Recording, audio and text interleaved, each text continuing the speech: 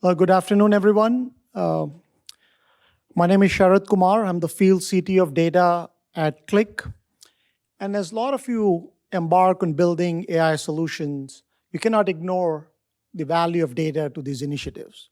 So I'm going to discuss a very relevant topic today. How do you build a trusted data foundation on Databricks?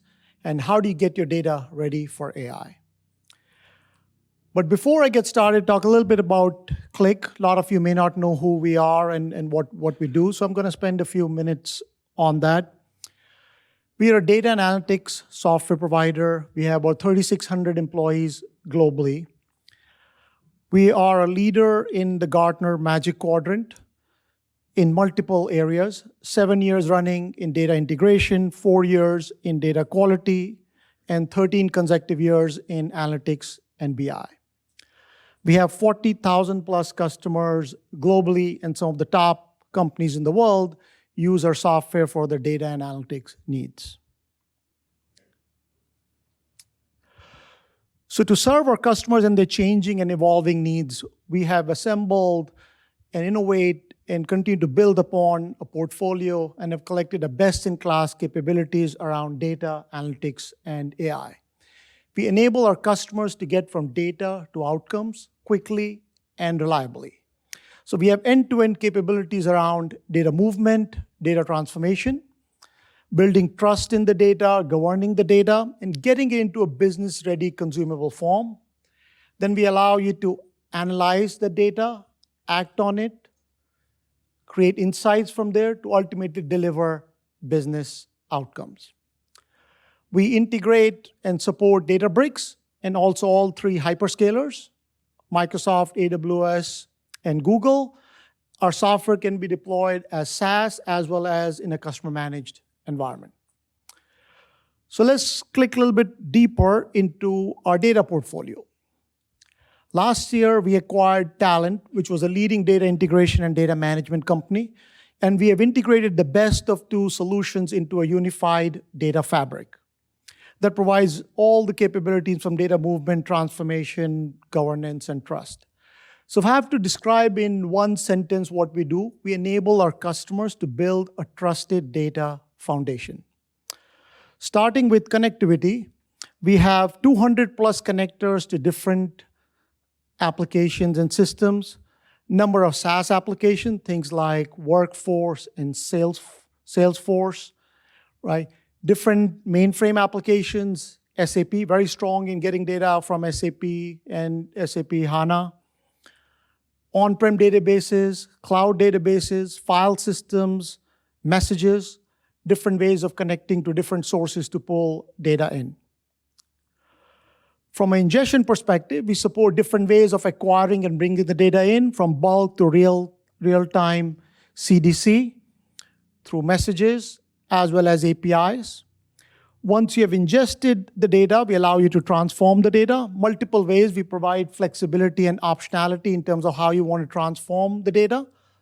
We support the classic ETL pattern as well as the modern ELT pattern when you can push down the compute into the warehouse or the lakehouse.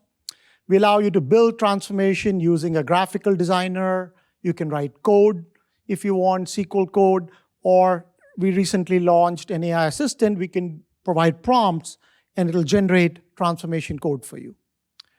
In order to govern data and build trust in it, capabilities like data quality, observability, and lineage, and data protection, and metadata, and data cataloging is part of the product. Then we create consumable business-ready data to support everything, all kinds of use cases from operational to BI to AI to Gen AI. We integrate into multiple LLMs and multiple vector databases.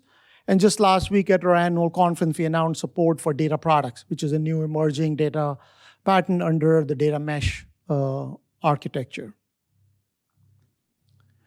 Now, Qlik and Databricks have a long-standing partnership over multiple years. Last year, we were recognized as a partner of the year for data integration.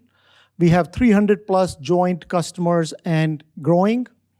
And we build joint solutions around mainframe and SAP, especially focused on the manufacturing domain. All our data and analytics software portfolio fully support Databricks capability and leverage them as part of our solution. And we have some of the best customers in the world jointly that leverage and use our software to build out their data lakes, their lake houses using our data integration and governance solutions. As we are all aware, Databricks has a very large, evolving, and diverse ecosystem of partners. Multiple partners in data integration, orchestration, BI, and governance space. But if you're a customer, you have to assemble multiple components together. You have to get one tool for ingesting data, something else for transforming it, something else to build the analytics on it, a fourth one for governance and security.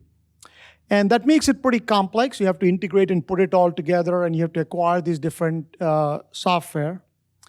Now, Qlik is the only partner in this ecosystem where we check off three major boxes. Now, what that means for you is you don't have to purchase multiple point solutions. We provide an integrated solution as part of the fabric. It simplifies your architecture and less complexity in terms of integration, which means faster time to business value. So let's get deeper into now what it means to build a data foundation. Now you guys understand a little bit about who we are.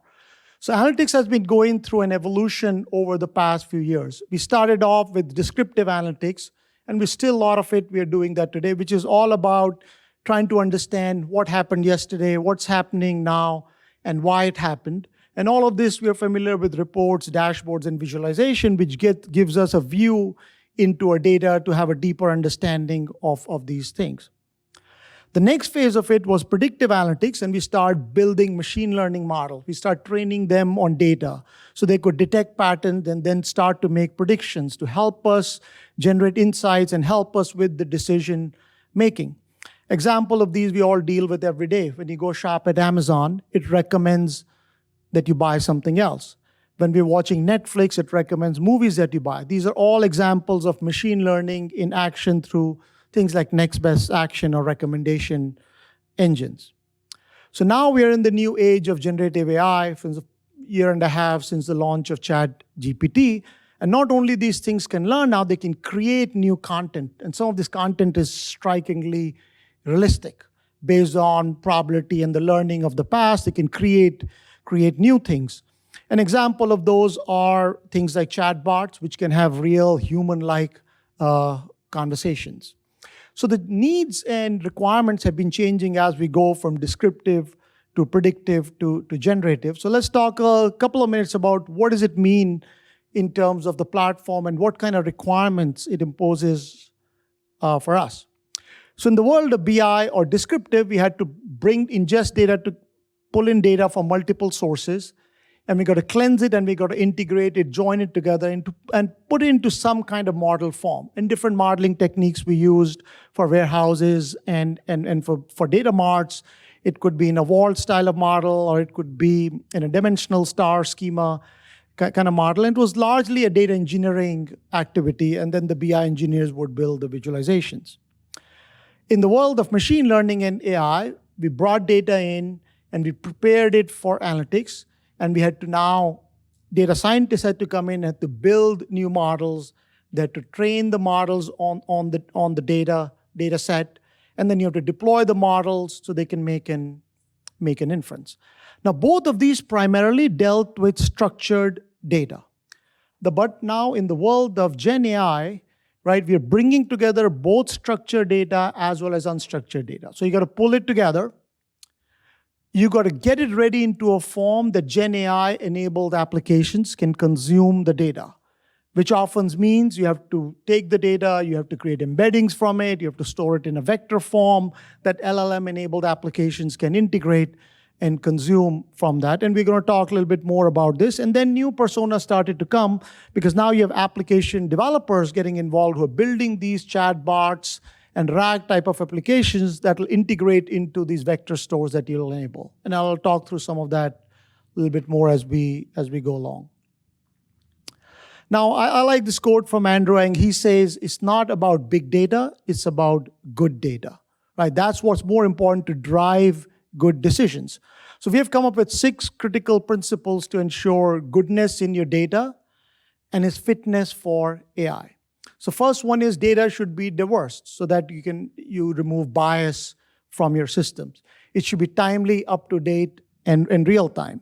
It should be good quality, reliable, trustworthy. It should be secure. It should be easily findable, discoverable with the right context.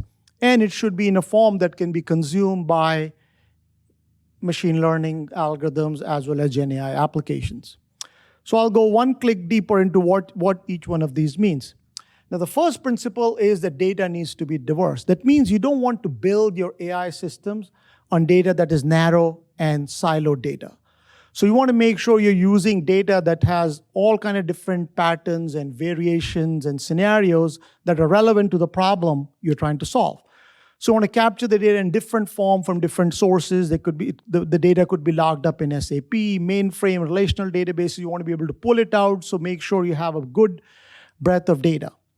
And diversity in data ensures that your AI systems don't make biased decisions and don't make unfair decisions. The second principle is that data needs to be timely. So timely data ensures that AI systems are making decisions on up-to-date and relevant information. Now, what does it mean to have timely data? Concepts like you have to use things like change data capture. If your data is sitting in databases, you want to get the data out using change data capture and flow that data in real time for processing downstream. If your data is coming from like IoT devices, you want to capture it through streams and be able to perform low latency processing on the data and flow it down. And all of this, you need to flow it downstream and be able to update the target repositories in real time.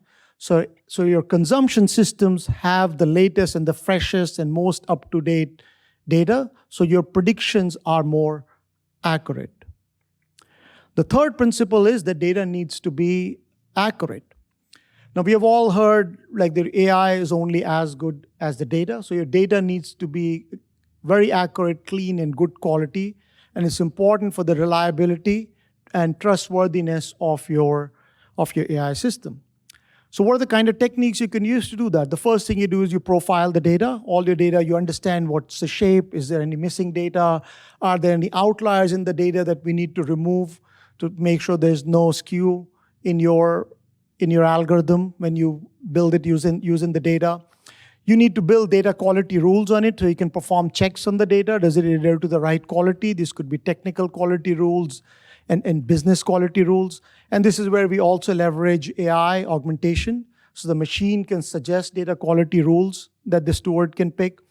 Once you detect any quality issues in the data, you have to cleanse the data, and you may want to involve data stewards in there who may help with data deduplication or data merging. Now, data quality is something you don't do just once because your data is constantly getting refreshed. So you want capabilities to be able to execute the data quality rules periodically to make sure your data stays clean. Another best practice is that you want to set service level objectives around it. So you may say, my goal is to have 99% accurate data, and you constantly want to be able to measure against your SLO. And that's how users will trust the data, when you can guarantee that you're meeting some kind of service level objectives. You also want data observability baked into your platform so you can monitor the data pipeline that are constantly processing the data. So you can monitor the health of the data and be able to understand if there are issues in data processing. And then from a data consumer perspective, you want capabilities for data lineage. So they can understand the provenance of the data, understand where the data is coming from, how it was transformed. And the same capability can then be used for by data engineers so they can understand if they make a change, what are the downstream algorithms and AI applications that are impacted by the change. So the fourth principle is that data needs to be secure. So more and more the AI systems are handling data that may have sensitive information in there like PII or company-specific information, confidential information, or financial information that you have to be careful does not get leaked through the AI algorithms that are consuming them. So you need to make sure data is protected.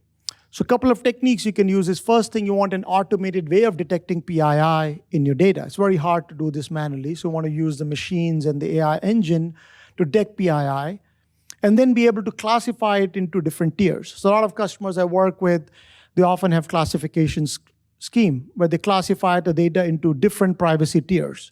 So it could be public data, internal data, sensitive data, classified data, restrictive data, and each of these tiers would have different privacy policies defined.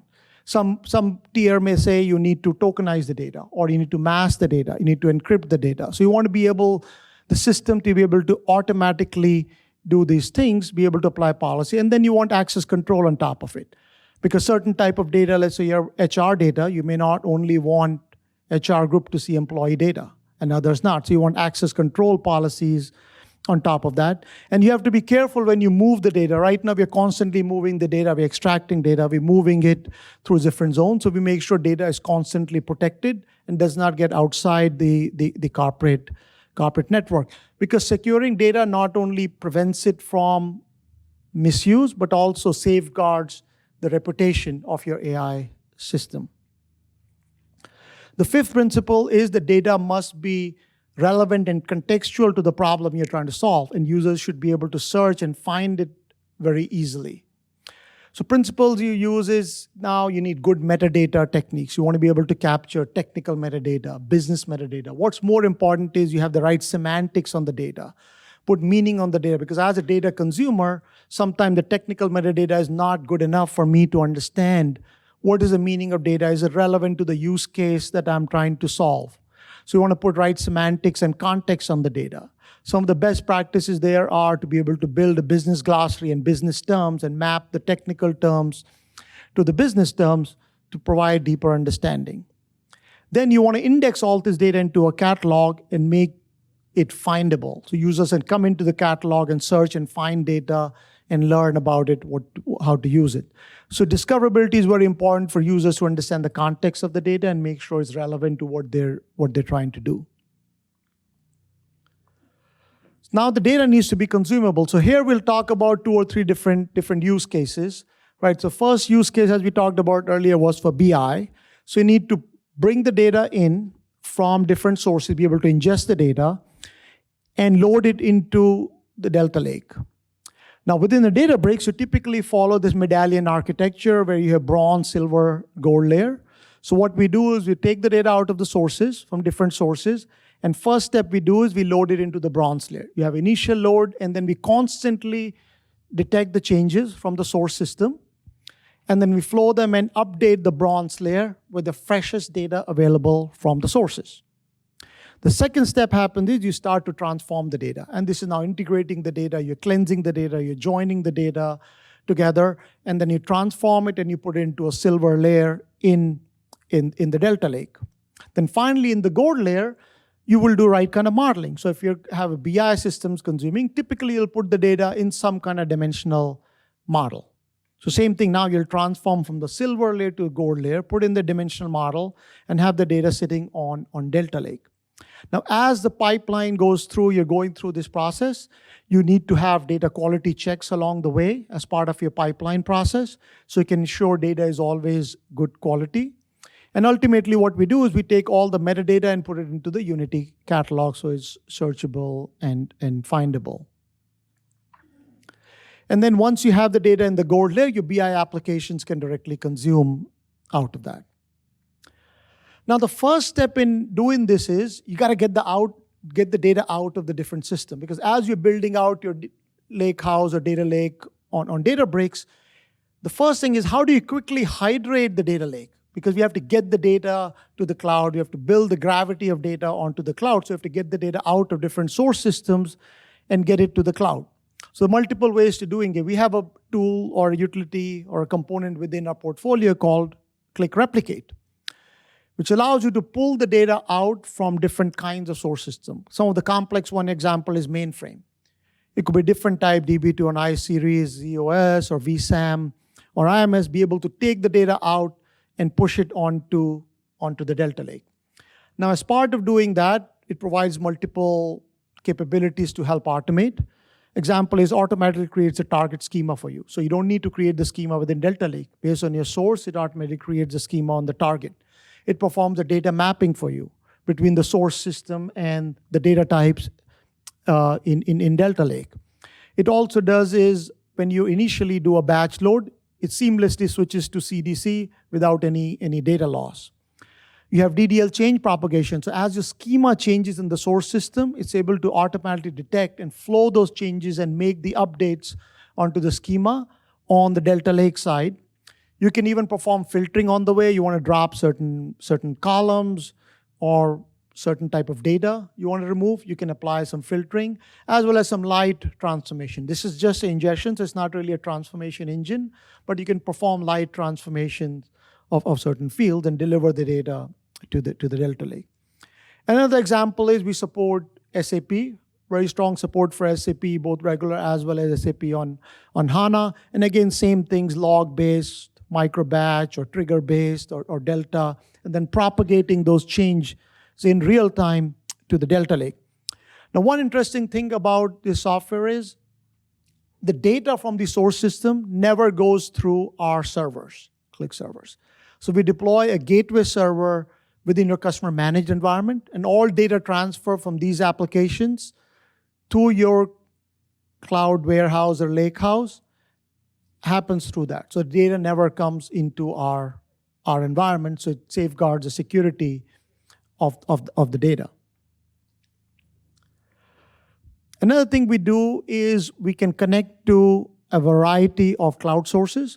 So we support we have 200 plus connectors to different SaaS applications, right? Think Oracle Fusion, Salesforce, Workday, and we're able to bring the data from all these SaaS sources into the Delta Lake. And this one is through a 100% Qlik managed option to make it easier, because all these are SaaS-based applications, so the data directly flows from those applications to Delta Lake. For any applications or systems or databases that are within your firewall, like I said earlier, we deploy the gateway server in your environment to route the data through that to the Delta Lake. Now we have created very simple data ingestion. So we just launched this recently, very simple UI to go beyond the data engineering persona. So you can just be an analyst or a data scientist and use this UI to now get your data from these different SaaS applications and load it very quickly and keep it in sync into the Delta Lake. Now, in order to do transformation, once you've ingested the data into Delta Lake, you're going to transform the data. Again, we provide multiple ways to transform the data. So you can use our visual designer, and you can drag and drop things on the palette and build the end-to-end pipeline to do data transformation. We support push down both to Spark on Databricks as well as SQL on Databricks. So you have optionality in terms of what type of compute engine you want to choose on Databricks. We allow you to write code, so you can directly write SQL code for your transformations. As of if you don't like to use a visual builder, we recently launched an AI copilot or assistant where you can describe the transformation you want to do in a natural language prompt, and it'll convert that into transformation code and then push it down.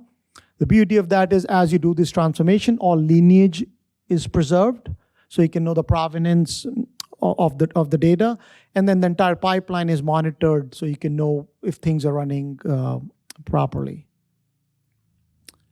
So here's an example of the drag and drop no-code transformation flow. Basically, you have the palette on the left, you drop the controls and build your pipeline, and at the same time, it starts to show you what SQL code is getting generated in real time. So you can look at the code, you can alter the code, you can switch to data preview. So as a data engineer, you can constantly look at how the data is getting transformed before deploying it into production. Here's an example of an AI copilot. So I write the transformation in a natural language prompt now, describing what I want to do. I want to join this on this field, and I want to create a new data set. We integrate into different types of LLMs and be able to convert that natural language prompt into transformation code, in this case, SQL code that will get then pushed down onto the Databricks SQL engine. So let's talk about now machine learning, right? We talked a little bit about BI earlier. Same thing now for machine learning. We need to ingest the data, all the same utilities we talked about to pull data in. Now you need to prepare it for analytics. After cleansing it, the next thing you typically do is you build new features on the data, right, based on the data science. And then the data itself, the training data, is stored on Delta Lake. And then you use Databricks to do AutoML, ML flow, model serving to build your models, train your models, serve up your models. Now the difference is before you needed to have a different feature store to serve up features, but the recent launch of Delta Live tables, now the feature data I can keep and provision right there on the Databricks engine and serve up those features for inference in low latency manner. Right? So that's the beauty. Now all of it, the training data as well as prediction data, sits on the same platform. So it makes it easier to build pipelines and serve up the features for prediction. So let's talk a little bit about Gen AI, right? There's a lot of promise about Gen AI and trying to really help us automate the task and bring high levels of productivity to every aspect of the business. And the potential of Gen AI is staggering. If you look at the numbers here, according to McKinsey, is going to add somewhere between 2.6 to 4.4 trillion in annual value to the economy. Or if you look at the Gartner numbers, by 2026, they say 80% of the enterprises will be using Gen AI in some way, shape, or form. Now, what this means is we're going to move very quickly from experimentation to really deriving value from Gen AI. So at the heart of Gen AI are these foundation model or LLM. So these are the models you hear about from OpenAI, BERT, Llama, Anthropic, different kind of models. And these models have been built and trained on an enormous corpus of web data, like publicly available information that's out there. But these LLMs don't understand our business. They cannot answer questions about our business because they don't understand our data.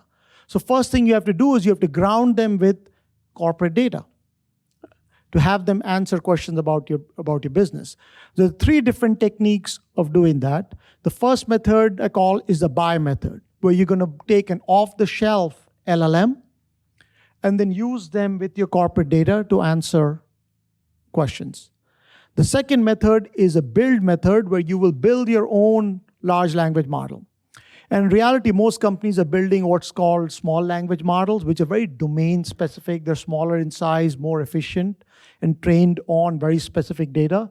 So example is Bloomberg built something called Bloomberg GPT based on the huge corpus of financial information that they had. So very few companies, specialized companies, are going to be building these LLMs, generic LLMs. Some more will be doing SLM, which are domain or business specific. The third mechanism is boost. That means I take an existing model, pre-trained, and I do additional training on it with data that's specific to me, and the output is a tuned LLM. Now, the build and the boost methods are more complex, require data science expertise, require you to have significant infrastructure like GPUs to run and train the model again. So most companies we see out there really go for the buy option, and they use something called RAG. Now, a little more about RAG. In RAG, what happens is you have a knowledge base, which has structured data as well as unstructured data. That's your enterprise corpus. Then when a user submits a question to, let's say, a chatbot, first thing you do is you go into your corporate base, knowledge base, and you retrieve the context or the subset of data that's going to answer the question. So that's the retrieval part of RAG. Then you take your question and you augment it with the additional context and pass it to the LLM. That's called augmentation. And then the LLM is able to answer the question. So this was one thing I was reading the other day. Somebody went to ChatGPT and asked in a particular quarter, what was Apple's revenue in the last quarter? It made up some answer. And it was wrong because it didn't have the information about the last 3-4 quarters because it was trained. But now if you take last 3 quarters worth of Apple information, let's say, and then pass it as the context to the LLM, is going to give an absolutely accurate answer. So you have to ground the model with your specific data. And one of the most common methods that everybody's following is this RAG method. The other thing is we just did a recent survey of our customers around unstructured data.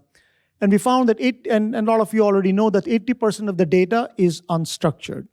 It's sitting in your PDFs, in text files, in conversations that your customers had with your agents, in email messages. And it's really underutilized, overlooked, and ungoverned. So if you look at the number, there's 70% is not realizing the value from unstructured data. This data is sitting there in SharePoint, in Confluent, in different kind of repositories, is there, but it's not getting leveraged.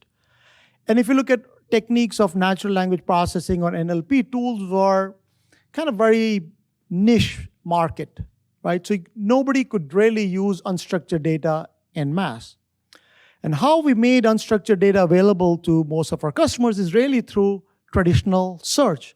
But there's a big difference between a search result and an answer. So when you perform a search, a natural language search, which has been around for a number of years, you get a bunch of documents, and now you have to manually investigate those documents to find the answer. Now what these Gen AI and LLMs are able to do is they've been trained to handle natural language, this text document or unstructured content, and are able to get you the answer which is very contextual and relevant.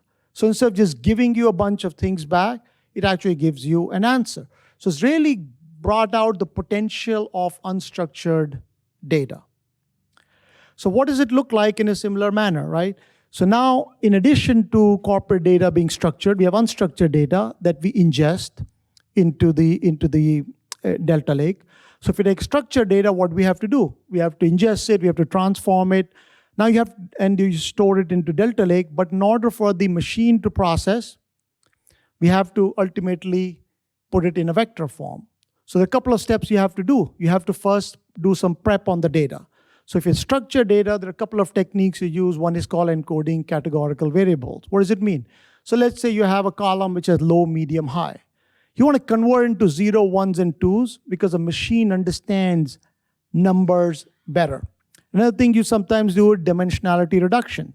You get rid of dimensions or columns that may not have any value, that just create noise on the data. So really you're making the data more compact and eliminating the noise from the data so machine can answer questions better. Now once you do that pre-processing, you then create embedding. So what we do is we call Databricks DBRX, which is the LLM within the Databricks environment, and that brings back the embeddings for the data. And then you store the embeddings in a vector repository, in this case, the Databricks vector search. Now, if you have unstructured data, if let's say sitting in PDF, you have to extract the text out of that. You have to chunk it, right? There are different techniques of chunking. You do sentence chunking, there's paragraph chunking, there's tokenized chunking, different ways depending upon the type of document. So you do chunking, then you create the embedding, again by calling the LLM, and then you get the embeddings back and you store them in a vector repository. Now your data is ready to be consumed. So if you follow the same flow as we discussed in the RAG, a question comes to the chatbot to answer a question. So example, it could be a question about claims. So the chatbot then goes into the vector search, and you've already vectorized the data, and retrieves, based on similarity search, the data that can answer the question. And then you take the question and the return data and you pass it to DBRX LLM, and it's able to generate a natural language answer for you. So again, structured data, unstructured data, all has been combined, vectorized, put into a vector store, and now you can start to build these LLM-enabled applications on top. So this is an example of a RAG pipeline within the Qlik Talend tool. We can integrate with multiple vector databases, so you can select your vector database that you want, right? In this case, we're talking about the Databricks vector search, but we support multiple others like Pinecone and other ones as well. Then you, as part of your pipelining, you can drag and drop widgets out there. For example, like I want to build an AI-ready structured data or AI-ready unstructured data. And all these things are available to you. You don't need to code anything. It's all part of the visual designer to create the embeddings, to create and then store it in a vector search, all these provide. And then as a data engineer, you can actually write English language prompts and test your data, right, within the vector store. Now we talked about these six principles. So what we have done is we have codified these 6 principles into a global readiness indicator that we call the Qlik Talend Trust Score. So what it does is if I'm a data consumer and I'm looking at, let's say, a claims data set, I can look at its trust score and understand how ready it is for consumption in my AI applications. So these are different dimensions, 6 dimensions we talked about. Those are codified and all aggregated into one single trust score, right? That makes the data understandable and signals its AI readiness. So I'll talk through a couple of quick customer stories that Qlik and Databricks have been working together. First one is J.B. Hunt. We worked together to really help J.B. Hunt advance their expertise in supply chain and really make data more available and reduce the latency. It used to take them days. Now we cut it down to minutes in terms of data availability. And what this allows them to do is build more automated processes and improve efficiency. We pull data from DB2 and multiple other SQL databases, and we loaded them into the Delta Lake. Then their Power BI reports against this, as well as machine learning models built on top of Databricks. Another example is Mercedes-Benz. They had a kind of a global initiative going on, which they call OEE, in terms of improving the overall equipment efficiency. So in this case, in order to do that, they needed up-to-date data from their SAP environments. So we're able to extract that out in real time, flow it into the Delta Lake, so that they can perform intra-logistics monitoring and get more insights into their supply chain performance. So same thing, we got the data into Delta Lake, kept it in sync, and machine learning models were built on Databricks, as well as some Power BI reports. Another example is Textron, very similar. We were replicating the data from SAP and keeping it fresh and help them reduce a lot of compute costs around that. And the final example was Trex. In this case, they had 500 different stores globally, and they wanted to do same store analytics on more fresh real-time data. So you're able to pull the data from different ERP systems and replicate it onto the Delta Lake, from where they could track on store performance across globally. So in summary, if you look at their 6 critical principles for data readiness, we talked about, you should remember diversity, timeliness, accuracy, security, discoverability, and consumability of data. In order to meet them, you need a trusted data foundation.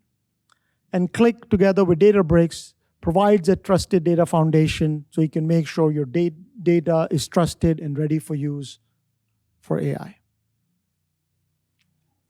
Thank you.